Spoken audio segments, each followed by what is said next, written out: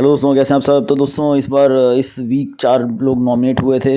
अभिषेक, विकी, नील और खानज़ादी। तो जो न्यूज़ सुनने में आ रही है वो ये है कि खानज़ादी का घर से एविक्शन हो गया है। यस, खानज़ादी को घर से अब बाहर कर दिया गया है। वैसे आपने देखा होगा खानज़ादी कई बार बोल चुकी थी कि मुझे घर जाना है, मुझे यहाँ नहीं रहना है। उसकी कई बार क्लास भी लगाई गई है। हालांकि पहले वो अच्छा कर रही थी, बट बीच में उसकी इतनी क्लास लगाई गई तो उसके बाद वो ऐसा लग रहा था कि जैसे डीमोटिवेट हो चुकी है, उसको ही टारगेट किया जा रहा है। इसलिए उसने बीच में बोलना बंद कर दिया, वो चुप हो गई एकदम। और अब शो में उसका जो कंट्रीब्यूशन था वो भी कम हो गया था। बट देखा जाए तो 4 लोग नॉमिनेटेड हैं और चारों में सबसे बॉटम में विक्की का नाम आ रहा था लास्ट वीक। इस बार लेकिन खानज़ादी को वोट मिले हैं कम।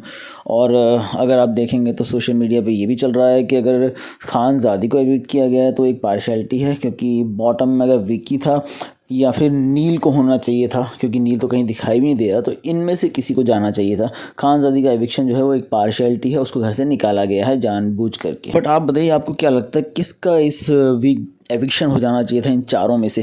अभिषेक फिर भी शो में दिख रहा है, विक्की पूरा दिन शो में दिखाई दे रहा होता है, उसकी तो क्लास भी लगाई जाती है, उसकी और अभिषेक की क्लास ही लगती है, और इन दो की वजह से ऐसा लग रहा है शो चल रहा है।